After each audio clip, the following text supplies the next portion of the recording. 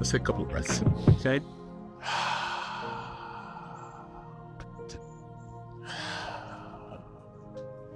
Thankful to be here. All good. Rick Rubin stands as one of the most influential record producers of the last 35 years, with a legendary career that reshaped the music industry.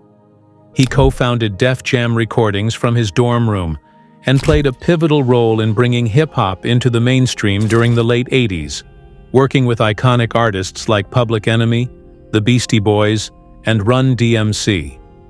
Over the years, Rubin has become a multi-Grammy award-winning producer, collaborating with an incredibly diverse range of artists, including Johnny Cash, System of a Down, Neil Diamond, Jay-Z, the Dixie Chicks, Slayer, the Red Hot Chili Peppers, Adele, Lady Gaga, and Kanye West. Rubin's passion and curiosity transcend any single genre or trend, as he has dedicated his career to pushing artists beyond their comfort zones to achieve their best work. Recognizable by his long white beard and often seen barefoot in a white t-shirt and black shorts, Rubin exudes a mystical aura that has led many to view him as a guru. Rubin is a non-traditional producer. He doesn't play any instruments, and he can't operate a mixing board or Pro Tools setup. In 2007, Rick told Esquire magazine, "I don't know anything about music. My job has very little to do with music. It has more to do with taste and culture and balance." Rubin operates as part fan and part philosopher. He's best known for his talents as a listener, with his ability to offer skilled notes on how artists can improve their songs, along with providing them a safe space to make music without commercial or external pressures. Rick knows what he likes and senses what the rest of the world will like as well. Even if you're not in the business of making music, there's a lot you can take away from the life of Rick Rubin, a man whose vision has consistently been light years ahead of his contemporaries. Young Rick. Frederick J. Rubin was born on March 10, 1963, to Michael and Linda Rubin. His father sold shoes, and his mother was a housewife. Rick grew up in Long Island, New York, in a household where music was always playing. The Beatles was the first thing. When I was probably 5 years old, 4 years old, 5 years old, 6 years old, the Beatles was the Beatles, and the Monkees were sort of the thing. And then I probably stopped listening to music by the time I was 7 or 8. I got into magic, and I started learning about magic and being a magician, Rick claimed. Rick would take the train from Lido Beach into Manhattan and hang out in magic shops. He said, "When I was 14, I had magician friends who were 60. I learned a lot from them. I still think about magic all the time. I always think about how things work, the mechanics of a situation. That's the nature of being a magician." When he was 14, he went to see a pediatrician because his neck was hurting him. The doctor told him it was stress and that he needed to learn to meditate. Thanks to this encounter, Rick has been practicing transcendental meditation since he was very young.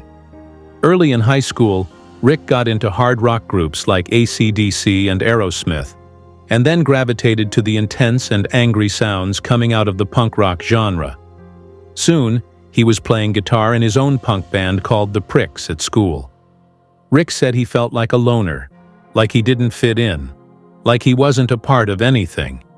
That was until he noticed the black students at his school listening to a new and energetic type of music called rap. His high school was about 70% white and 30% black. The white kids were into Led Zeppelin, Yes, and Pink Floyd, which were groups that were all completely over, whereas the black kids were always waiting for the latest rap or scratch record to come out. He found it fascinating that people could be so musically progressive that they'd want the newest thing, love it, and forget everything that came before it. Rap was like the hardcore punk movement, except the black teenagers actually accepted new music, and Rick did too. Although he'd play in another punk band called The Hose, Rick was becoming increasingly enamored by rap music. It wasn't shiny, it wasn't polished, it was raw, and felt more poetic and personal. No one got into hip-hop at that time thinking it was going to be their road to success. Music. Early hip-hop. Rick was encouraged by his parents to be a lawyer and enrolled at New York University in 1981 as a philosophy major with the intention of going to law school. Choosing NYU proved to be one of the most important decisions of Rick's life because it placed him exactly where hip-hop was happening. Every night he'd go to local hip-hop clubs where he was the only white person in attendance. Music. I didn't take any classes before 3 in the afternoon because I knew I wouldn't wake up. I would go to these clubs like Negril and the Roxy and see what was going on there. And the records that were coming out didn't reflect hip-hop. Hip-hop was a whole interactive culture. And the DJ. The reason the DJ is big in the Def Jam logo is because the DJ was a key piece of the hip-hop world, but the records at the time didn't reflect that. So really the goal of making records was more almost like a documentarian. Of like, I'd go to these clubs, I'd hear this incredible music, then I would buy the records, and they wouldn't be anything like it. And just from the fan point of view of wanting records that sounded like what I heard at the club, I started making them. One of Rick's first friends in the hip-hop scene was DJ Jazzy J, who spun at the hottest clubs and would give Rubin advice on which records to buy. In 1983, the pair decided to make their own record with Jay's brother T. La Rock called It's Yours. This track took off in New York's hip-hop clubs and rap radio stations during the spring of 1984 and led to Russell Simmons reaching out to meet Rick. Russell was already notable on the scene for being the manager of popular acts like Run-D.M.C. and Curtis Blow. When the two first met, they vibed right away because they both liked all the same records. Rick told Russell that he wanted to start an independent record company and wanted him to be his partner, but Simmons was hesitant because he wanted to make a deal with a major label. But Rick was insistent.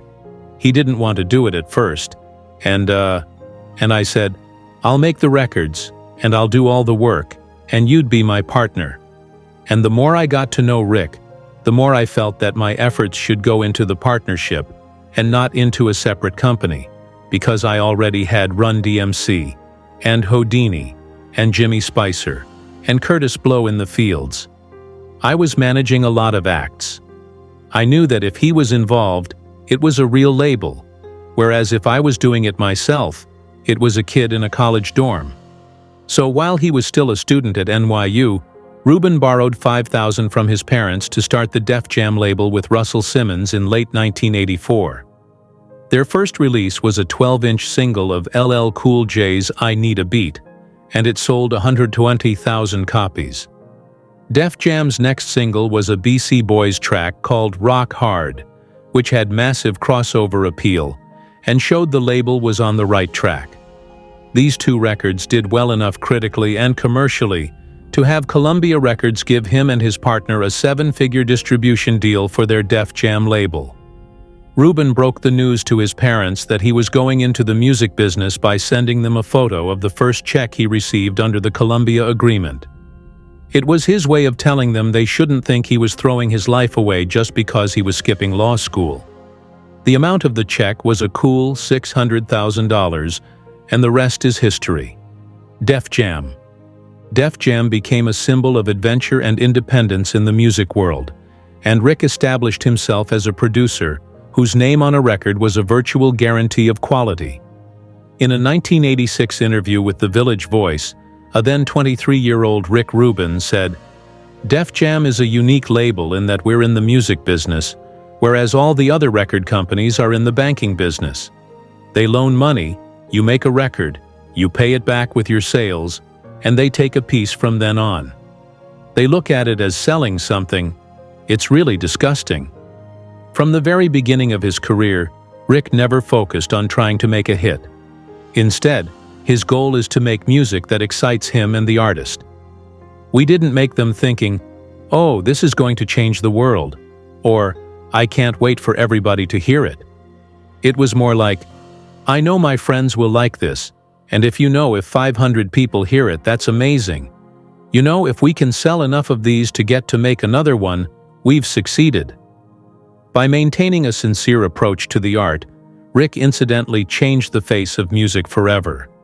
During his time at Def Jam, he produced seminal hip-hop albums like LL Cool J's Radio, Run-D.M.C's Raising Hell, and the Beastie Boys' License to Ill.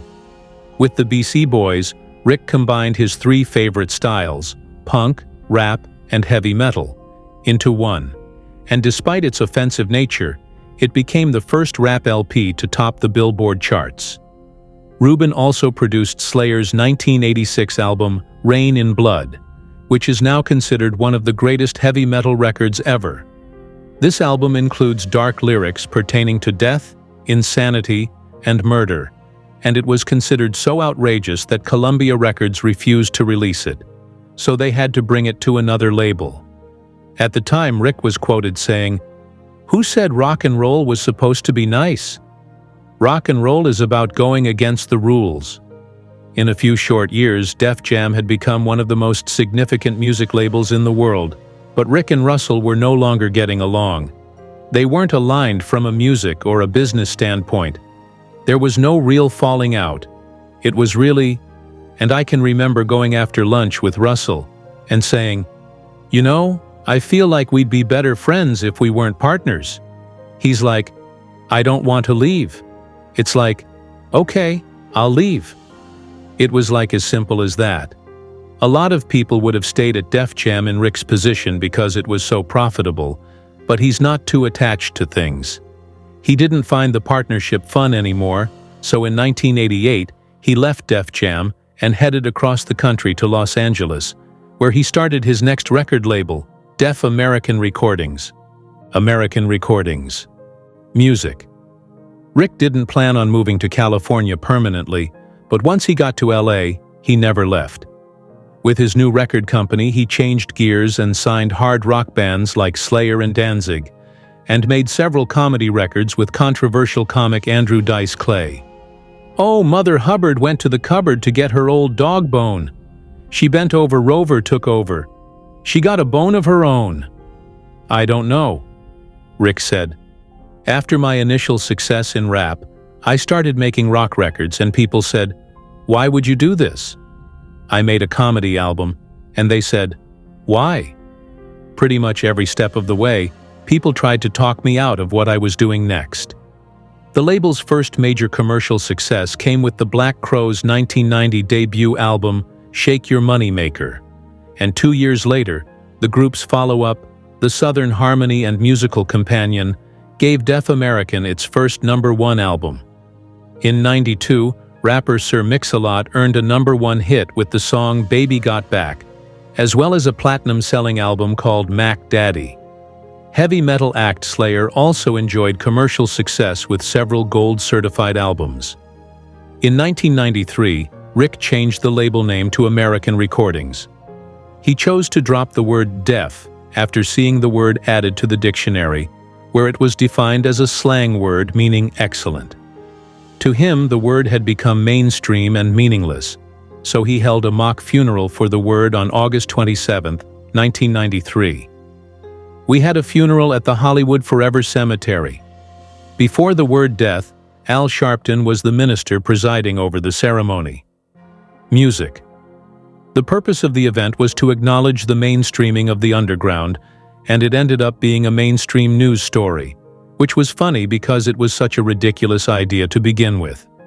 Around this time, Rick gained more notoriety when he produced the Red Hot Chili Peppers' 5th studio album, Blood Sugar Sex Magic, which gave the band their first hit, Give It Away, which won a Grammy Award and became the band's first #1 single on the rock charts. Music. Rubin was impressed when he first saw the Peppers on stage at the Greek Theater in 1989, but was even more impressed by their potential. The producer felt the Peppers were limited in the way they saw themselves as a funk group with rap lyrics. He knew they could play rock on a much wider scale if he could break down the walls in their own imagination. "We were a great live band when we had a power that was really unique, and every time we got in the studio, it all changed. All of a sudden, the studio, you can't just go play. You have to get all these buttons lined up, and you have to do this, and always just didn't sound like us. It was just stiff, weird. We got with Rick, and it was like, get in a room, put up mics, and start playing music. That should be the vibe, like what you just brought. Yeah, it is so hard because there's so little time in each thing, but just keep them really simple, bottom. Rubin's productions tend to be pared down and powerful. He goes about making music instinctively, and pushes artists to find the inner them, to look at what they might be, or didn't know they could be, and letting it all flow out from there. Rick encouraged the Chili Peppers to think in wider terms, and would meditate with band members before each studio session. He said, "There's a great deal of ennui that people think about when they make music, things that don't matter.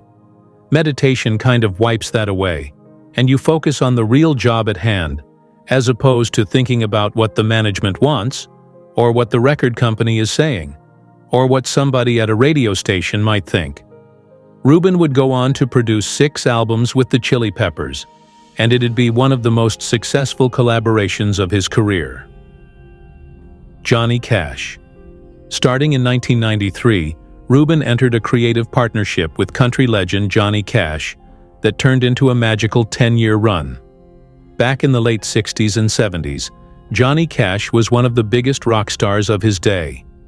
He had multiple best-selling albums, his own popular TV show, and performed in large, sold-out arenas. But the Cash that Rick first met backstage in February 1993 was in a much different position. Cash hadn't released a top 10 country album since '76. His longtime record label Columbia, which he helped build, dropped him in '86, and he was now performing in small, dingy clubs. For all intents and purposes, he was washed up. But Rick was looking for a new set of challenges as a producer. Instead of working with more young and established rockers, he wanted to connect with someone who was, quote, great and important, but wasn't doing their best work. "I wanted to see if I could help him do great work again." Cash was skeptical when he was told a rap producer wanted to work with him, but didn't have anything to lose. I can remember having a conversation with Johnny Cash, saying on our first album, "We're gonna make the best album you ever made." And he looked at me like I was insane. How could he even think that way? He felt like he hadn't made a good record in probably 25 years, and had been discarded. You know, at the time that I met him, he was playing at dinner theaters, and had been dropped from 2 labels, and nobody cared. So the idea of reframing the experience to not just, well, let's just get in, let's just do an album, but let's do whatever it takes for it to be the best album we've ever made. Rubin and Cash began recording on May 17, 1993. Rick set up simple recording equipment in his house and asked Cash to play some of his favorite songs. This went on for weeks. The two shared music and stories, and formed a close bond. In the following months, the pair recorded over 70 solo acoustic demos that they narrowed down to 13 songs on the album that Rubin named American Recordings. Upon release, it became Cash's best-selling album since 1971's Man in Black, and won a Grammy for Best Contemporary Folk Album in 1995. Rubin and Cash would go on to make several more albums, which led to hits like The Man Comes Around and Hurt, a cover of a 9 Inch Nails song that may be the most powerful record of both of their careers. Their partnership and friendship continued until Cash's death in September 2003. Because Rick was willing to look past age and commercial viability, he resurrected Johnny Cash's career and brought the world a ton of great music that can be enjoyed forever. I feel like it's really an issue with our society that we really discard good things before their time just because they get old or look a little ragged. I don't think age in any way took away from Johnny's greatness, and in many ways, as he got older, and even as his voice may have gotten weaker, it somehow was able to convey emotion in an even deeper way. In the new millennium, Rick found himself working with some of the most charismatic and talented artists of all time, starting with Jay-Z. Rick ain't normal. I don't give a I know all producers have their idiosyncrasies, meaning quirks and weird. But he's just strange by strange standards. While we was downstairs doing hardcore rap records, and I'm upstairs, he had a bunch of people having koala leaves and doing some type of Tibetan freedom concert planning. Music. When was the last time you seen a bison in a out studio next to the Johnny Cash rails? Yeah, yo, this thing had a Grammy. I told you I was upstairs, and they got 100. He had a Grammy for the best producer of the country out. Who him is this chilling? Jay was working on the Black Album, which was set to be his final album before retiring, and he brought in Rick to produce the song 99 Problems. I want to hear that, yeah, because I want to fill in it, yeah. I'm thinking maybe we start a cappella with, if you're having girl problems, I feel bad for your son. I got 99 problems, but a blank ain't one. Hit me. Bomb right into the store. I got the Rap Patrol. Yeah, that's money. Moments like this one, with the Jay-Z a cappella suggestion, have created Rick's unshakable myth. It's how he developed an aura that every musician wants around them while they work. In the past 2 decades, Rick has produced some of the most famous and diverse musicians alive, including Rage Against the Machine, Slipknot, Weezer, Neil Diamond, the Dixie Chicks, Justin Timberlake, Adele, and Lana Del Rey. Rick said, "I really like the challenge of working with different kinds of music. Working with different artists makes for interesting experiences. I feel like they helped me at my craft by helping me push the boundaries of what I've done. If all I ever did was make hip-hop records, it would get old. I think that both my ability to do it and the integration that I bring to it would wear out." One of my favorite Rubin-produced projects is Kanye's classic 2013 album Yeezus. Before Rick got involved with the project, Kanye came over to play him the album. He originally came over and said, "Hey, I want to complete my new album." Rick thought they were going to listen to a finished album, but then they listened to about 3 hours of music, most of which didn't have vocals. And at the end it's like, wow, so what's it gonna be? I'm thinking it's a year away, and he's like, well, I'm putting it out. And I think it was like 6 weeks? 5 was coming out in 5 or 6 weeks? Like, really? It's like, I said, I have another album that's a lot further along than this, and it's not coming out for probably 5 months. Yeah, and it's like, really? It's just a funny conversation. After the meeting, Wes asked Rick if he'd be willing to take all the raw material and strip down the sound to help him finish the album. 3 weeks before the deadline, the pair worked furiously to cut down and reassemble the album. Rick said, quote, "We ended up working probably 15 days, 16 days, long hours, no days off, 15 hours a day. We talked a lot about minimalism.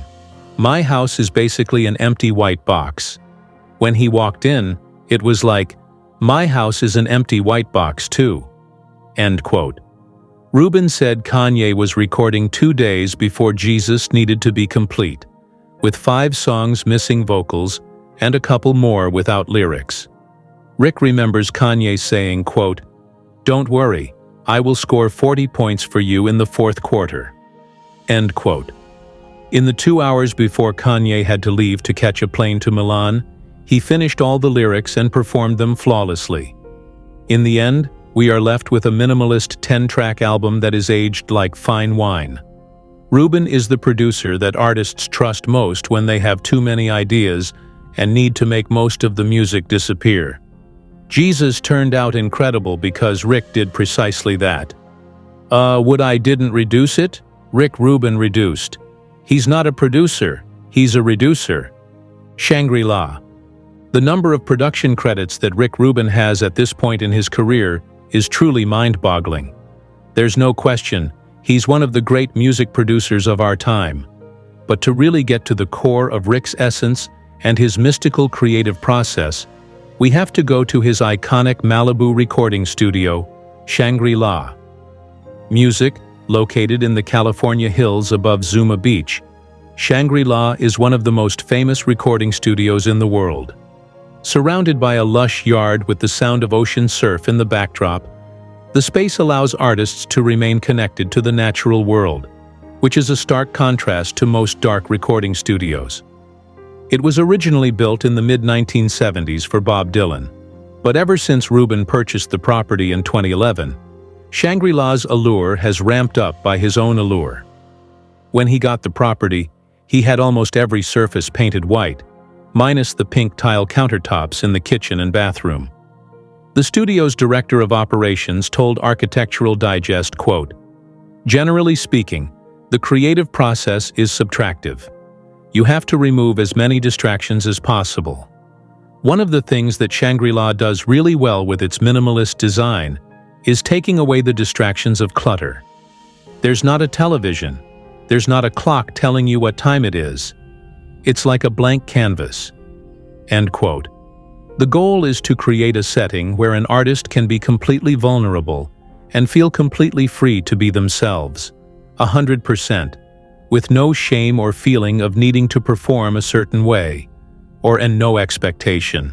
The only, just really a safe place to be naked, basically. Back in the summer of 2014, Mac Miller was on tour in Europe and hit a low point. His drug addiction was getting out of hand, so he drunkenly gave Rick a call. Up to that point, the pair had only met a few times. At Shangri-La, I went over there a few times, and then, we hang out 3 times. You're not my best friend, right? So I'll call you, and when I'm depressed, so I was just drunk and thinking about life, and I was like, you know what I would love to, when I got home is like, get my car together. Rick Rubin, you have your car together. You're still alive, let's do this. Getting clean doesn't just happen, not even within the safe confines of Shangri-La. Part of his detox was from recording music. Mac said, quote, "I'd just go to Rick's house every day and just sit and play the keyboard. Before then, I never really played music unless I was recording it for 2 to 3 years. I was just numb. So when you're coming out of that, it's all gonna come out at once. I was crying every day." End quote. That summer, Rick helped Mac focus on living again and going outside and getting his priorities right. Rubin helped give Mac an extra 4 years of life, where he'd go on to make the best music of his career. This is one story, but it seems that Rick's primary role today has shifted more to a therapist than a traditional music producer. Some artists need help with their material, while others might need to be talked off the ledge to get out of bed in the morning, and Rick can do both. Today, he has some of the most profound interviews on YouTube with icons like Kendrick and Pharrell, and he currently hosts an audio podcast called The Broken Record, where he sits down with the most influential artists alive. I want to play you a clip from this conversation with Andre 3000, which is one of my favorite interviews ever. It provides us a glimpse at the type of therapy Rick offers through mere conversation. "I haven't been making much music, man. My focus is not there. My confidence is not there. I'd like to, but it's just not coming. I think you start making a lot of things with no thinking of what it's supposed to be or who's it for, what anyone else is going to think, but just get in the habit of making a lot. That's what I got to get back to, yeah. Just make a lot. And then at some point in that process you'd be like, I really like this." It did, and you didn't know, through that whole process, you don't know when that's gonna happen. Yeah, it's not a decision you make, and it's not an intellectual idea where I have a vision, and I'm gonna make this thing. It doesn't happen like that. It happens more just having fun making things, no stakes. Laughter. Invisibility. Rick Rubin is responsible for countless evolutions in music over the last 30 years, from founding Def Jam to working with the Beastie Boys, to reviving Johnny Cash's career to being brought in to save Jesus last minute. He is behind hundreds and hundreds of beloved records, yet somehow, even after absorbing the entire history, it's still difficult to explain the legacy of a man who doesn't appear to do much while doing everything at the same time. Perhaps if you push everything aside, Rick's superpower is simply his willingness to listen. If you really listen to what people say, usually they tell you everything. I just really pay attention to what people say, and through that, I can then reflect back thoughts that they've told me about themselves, that they don't know about themselves, and allow them to unlock those doors to get to the places they want to go artistically. A lot of answers are already within us. It just may require saying things out loud or having someone say it back to you for it to stick. Music producers come from different backgrounds, and that usually determines the kind of music they make. Rick approaches his craft from the perspective of a fan, and the fact that he's a fan of lots of different genres gives him an edge over others. For example, most famous hip-hop producers only exist in the rap genre and use the popular sounds and textures of the time. These producers want to make sure their imprint on the track is obvious, so they advertise themselves with loud producer tags. Oh Lord, Justin made another one. Rick Rubin takes the complete opposite approach. He tries to take himself out of it as much as possible, and the lack of any specific Rick imprint is actually what makes him so significant and rare. There's no one that listened to the new Strokes album, The New Abnormal, that could tell that it was produced by Rick Rubin, and that's the entire point. And it's been this way from the very beginning. Reduced by Rick Rubin is written on the back cover of LL Cool J's 1985 debut album, Radio.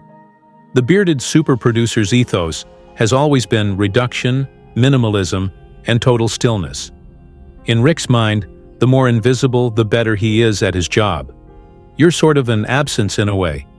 I try to be as my goal would be to be able to produce an artist and have it be their best work and never meet them or speak to them.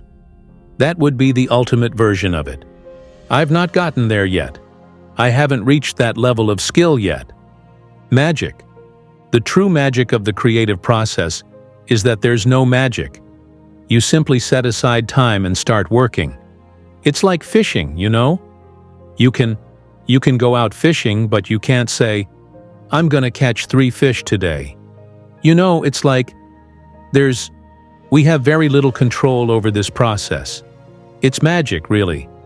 I think if your goal is to be better than you were, it's a more realistic place to be. And if you write a better song than you wrote yesterday every day, then you continue to get better and better and better. And it really is small steps and trying not to think too much. It's more emotion and hard work than it is head work, like that. The head comes in after to look at what the heart has presented and to organize it, but the initial inspiration comes from a different place, and it's not the head, and it's not an intellectual activity. It's more inspiration,